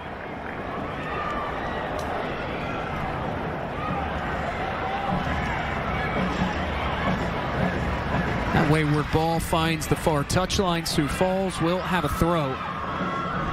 The initial indication, that yellow card a moment ago, going against Hannah Boughton from Minnesota Aurora. You saw Kitagawa's reaction as the card came out of the pocket. She sort of stood there a little confused.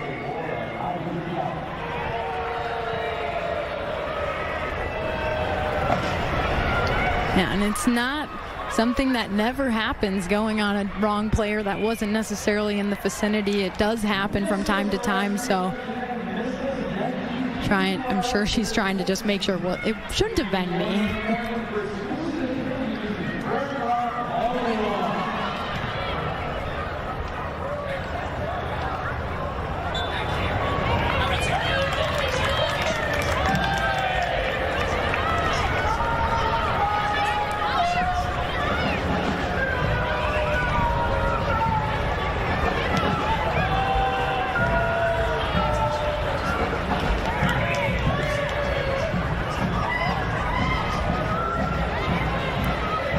Stripped away, seeing the pressure of the defense.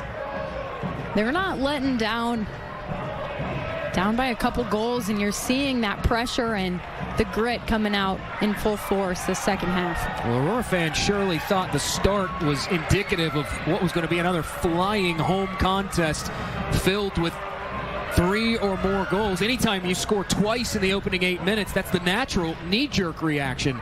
A real credit has to go to Sioux Falls, their ability to adjust on the fly. Here's Aurora, though, bearing down off the turnover. It falls back to Dunaway. Gracie Dunaway, whiskers wide of the near post and out of play.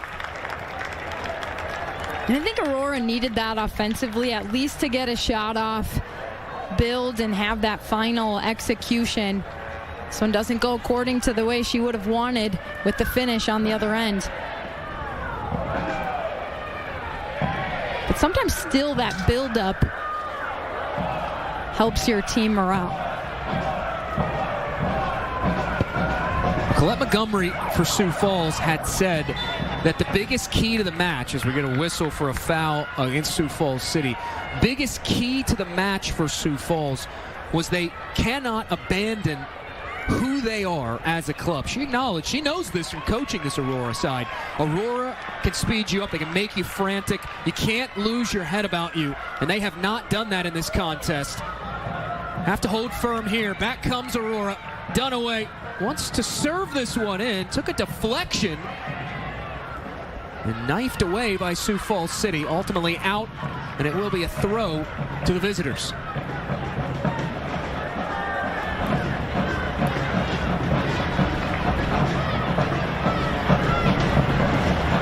Aurora prepping another change, what would be their third of the night. Jeanette Fieldson, who has really been a dynamic player off the bench in 2026, set to come on. Hefty collision of her on this near side. Dina Polanco slow to get back to her feet.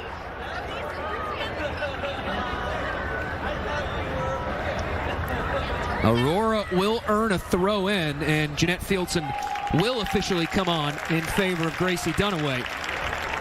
And you talk about Fieldson and how well she's been doing this season. She already has 2 goals and 3 assists. Joe DeMay a little displeased over on the Sioux Falls touchlines that ended up being a throw-in for Aurora. He felt like the collision that sent Dina Polanco down should have been a whistle against the home side. Here's Kitagawa negotiating into space. Wants to play that into the path of Amelia Brown. It is knocked out of play, and Aurora will have their third corner of this half. And you really saw how tight that pressure was on Kitagawa's back. She had to take a few defenders on before being able to get free, play this one up the field. Corey has been the point person on all the set pieces since subbing on in this second 45. Hammers this one over to the back post. Met first by Sioux Falls. They try to nod it clear. Instead, Boughton will pick it up and funnel it forward. Corey, there's a crafty ball, laying it off over to Duby. Couldn't straddle the stripe, though. And out of play it goes for a goal kick.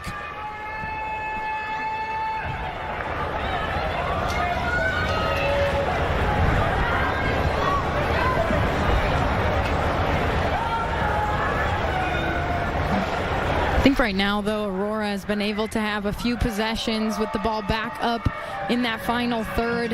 Again, for team morale, for team momentum, for these final minutes, it's really important to get back to what they were doing offensively in that first half. Kitagawa trying to turn. She's tripped up. And this will be a whistle shown to Maddie Donovan, who has have to be a little careful, is carrying a yellow in this contest. You see the foul count on your screen, 21 combined. We've seen 3 bookings. 1 goes against Aurora, 2 go against Sioux Falls City. It's been a more physical contest than anything else, despite the amount of opportunities both attacks have had. Touched up by Mercero. She has it now and promptly gives it away.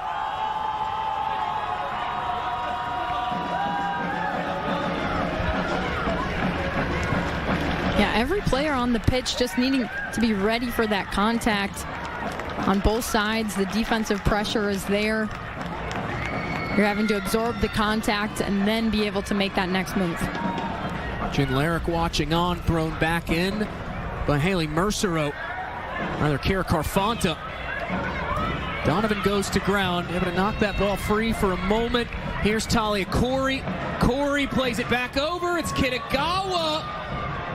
So able to get that through the wickets of Haley Christensen. Couldn't connect with it, though.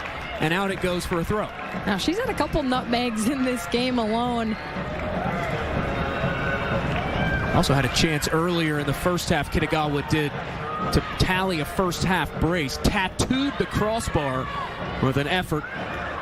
And went smacking out of play.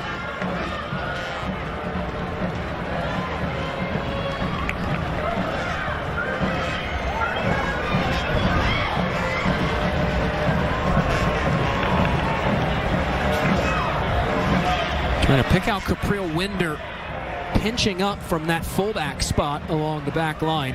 Now they go back to the well looking for Winder again. Can't find her.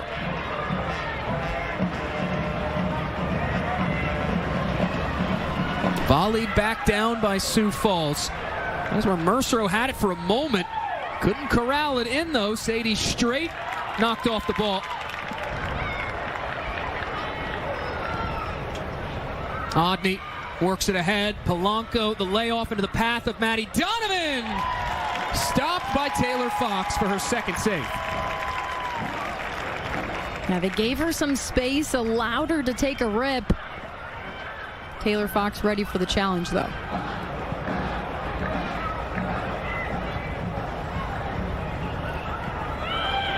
Glanced along from Kitagawa over to Corey. That is a wonderful ball into Duby. Rounds the keeper. Couldn't get a shot off. Now Duby puts it back top of the area.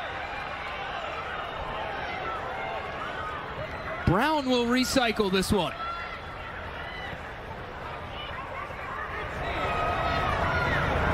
Still Kitagawa. Deflected back to Carfanta and forward to Duby.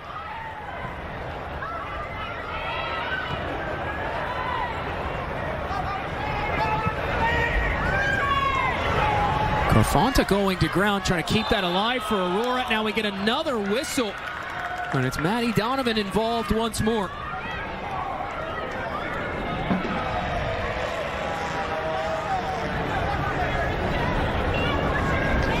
Taylor Thomas, the captain for Sioux Falls City, running all the way over and arguing her case for Sioux Falls. Joe DeMay not pleased. Meanwhile, Sioux Falls will make a change. Kiara Harmon will come off, who she had a tough day at the office. Limited touches, a real quiet contest. And now this conversation between center referee and the captain's continuing.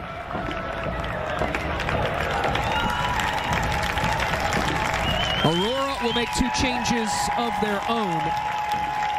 Kalo Iongi and Hadley Barrera will come on.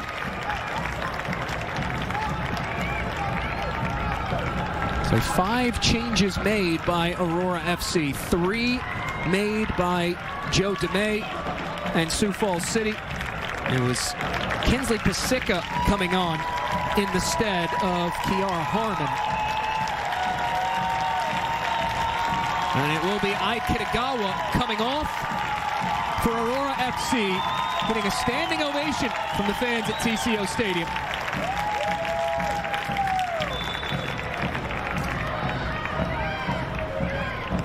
Back underway, off the free kick. Albert steers it wide, headed toward goal, and stopped again by Hannah Johan. Amelia Brown able to get her head on that one. Again, that build-up is important these final minutes. Aurora trying to alleviate the defense from having this pressure on them. Now, this is still well within striking distance for a Sioux Falls attack that's second in the Heartland Division in goals. When you go wider, Central Conference overall, 4th most goals. They've scored 5 goals against River Light, 6 against Rochester. Here's Polanco now. Late arriving run, finding Odney. Odney crosses it in. Winder is there. Able to deflect that away from Pasica. Yeah, great quick decision. Helping force this ball the other way.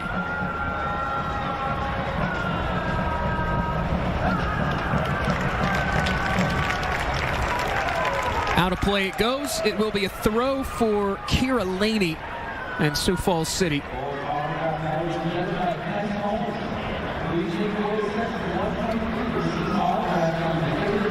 Service driven out of play by Sioux Falls, and Aurora will come away unscathed once again.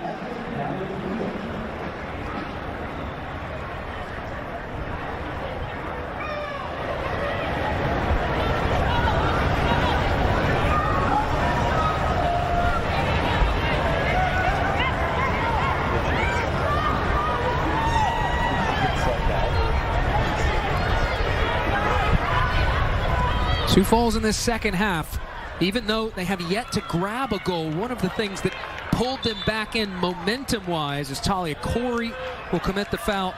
They have switched when Aurora builds out from the back to a press and trap style of system.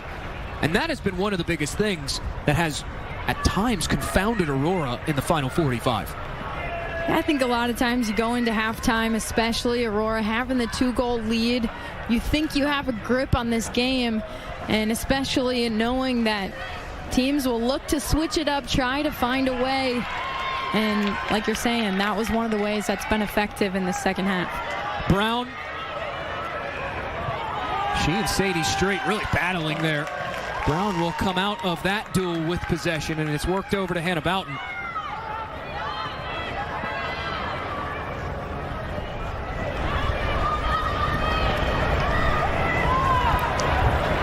Still a decent bit of time left on the clock, but Jake, also at this point in the game, the clock starts to be looking like another defender, knowing that Sioux Falls, they know their back's up against the wall. They got to score, and they're going to need to start scoring quickly.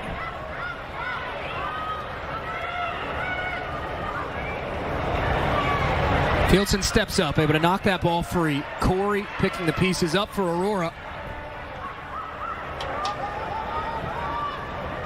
You have to imagine But due to the inordinate amount of whistles we've seen in this second half, we could be in store for a sizable amount of stoppage time.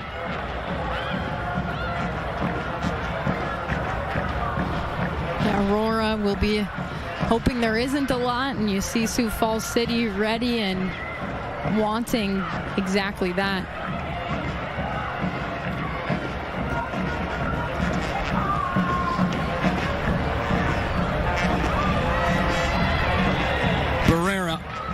The handoff over to Corey, lumped up ahead, looking for Amelia Brown.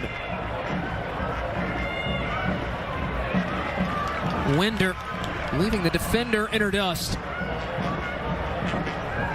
It won't matter though, Sioux Falls dropping in. They'll pick this one up.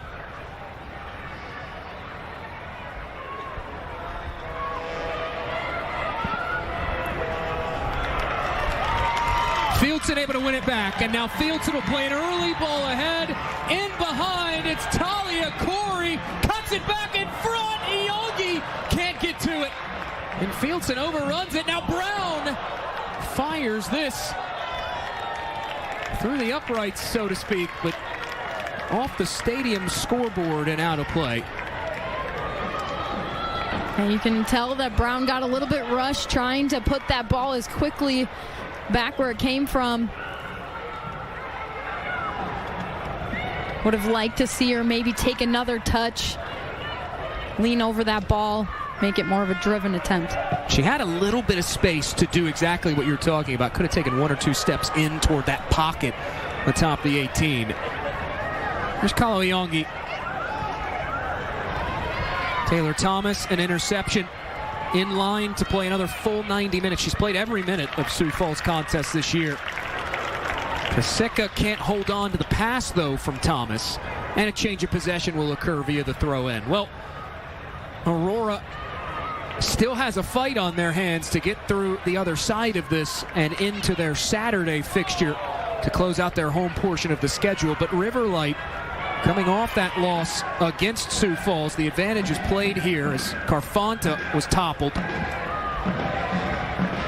It's been an uncharacteristic year for Riverlight.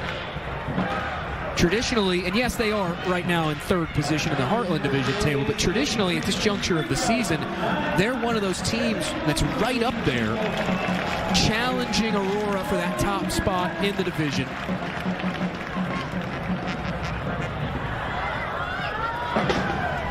Yeah, I think the second half has really shown, even for the Sioux Falls City team, why they're sitting atop the Heartland Division.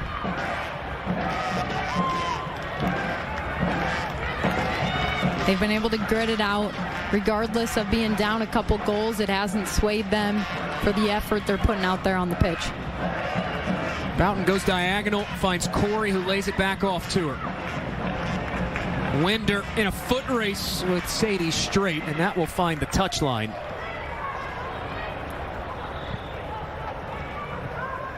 When you look at Riverlight, Aurora's next opponent, some head-scratching results turned in by that Riverlight side. Lost 2-0 to Edgewater Castle. They got a chance to see their former netminder Molly Vapinski, who turned in a clean sheet performance. Suffered the loss at the hands of Sioux Falls, in which we mentioned they've already seen Aurora once. Aurora did win that contest 2-0 on the road. That one coming all the way back in May, which feels like that was last year and not last month at this point.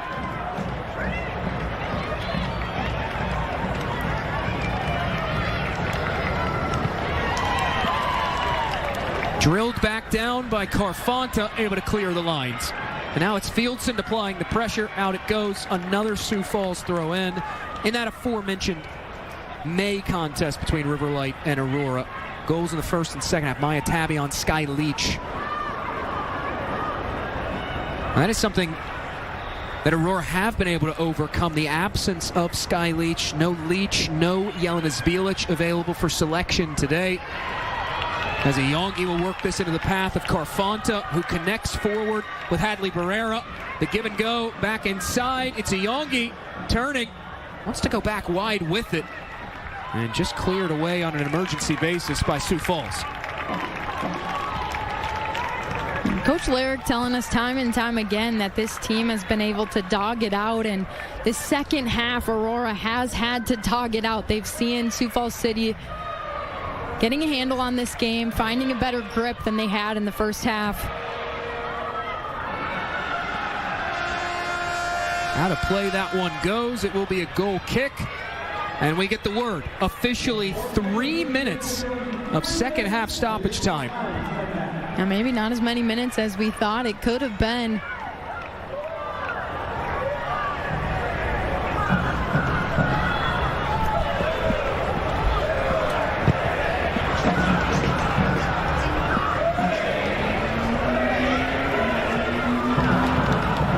Brown back on it. She'll hand it off to Capriel Winder, who flings this one on, looking for Hadley Barrera. Well, it hasn't been an easy match for Aurora FC. They still find themselves on top into second half stoppage time, and one of the reasons why has been the efforts of tonight's player of the match, and that is Olivia Albert. She's the team leader in minutes for a reason, wearing the captain's armband tonight for Aurora FC, and looks set to log another 90 minutes in her first season in Eagan, Minnesota. Star of the game, Olivia Albert. And very fitting. I think she's still celebrating her birthday week, and a win today would be the perfect present, I'm sure. Maddie Donovan and Sioux Falls still fighting to that final whistle. Straight. That'll go straight away, out of play, and it will be a throw for the visitors.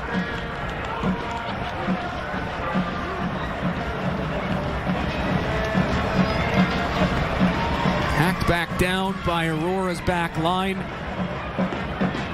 A lot has been asked of the back four in this second half for Aurora, and they have answered the call. There is the star of the game, Olivia Albert. Offside flag will come up over on this near side.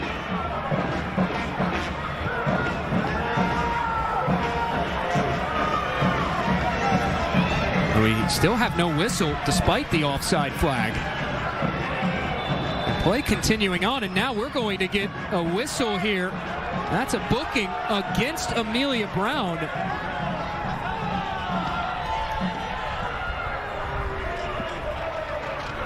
Thumped back up ahead and nodded away by Haley Mercereau.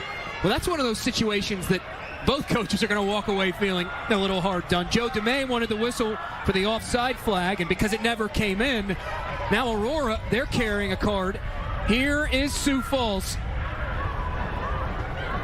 Late arriving run. Taylor Thomas charging forward. It forces a clearance out from Haley Mercereau, and Sioux Falls will have the throw. Quickly taken here into Polanco. Still Polanco. Real brave effort there, trying to take on three defenders. And now a heavy challenge on the outside.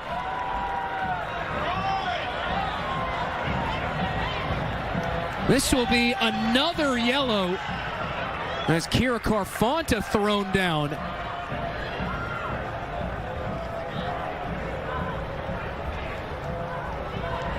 Feels like it's not just Olivia Albert's birthday week. A ton of cards flying today, Jake. It's been a wild one, to say the least.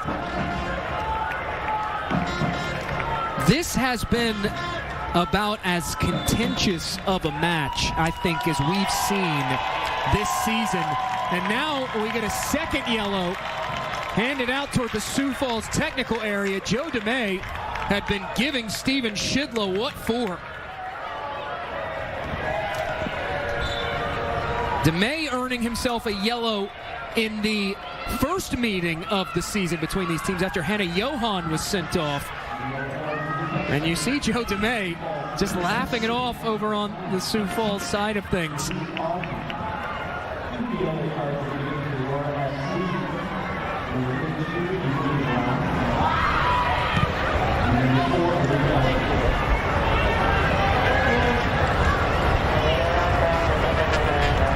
And from those early minutes, he had been talking, Jake. And there, at long last, is the full-time whistle. A wild and contentious contest comes to a close in Eagan, Minnesota. Aurora, 2 goals in the opening 10 minutes are enough to run the Purple Patch to 9 in a row. They hold on to beat Sioux Falls City 2-0 on this Wednesday night. We'll head to break and return to TCO Stadium for our post-match wrap-up.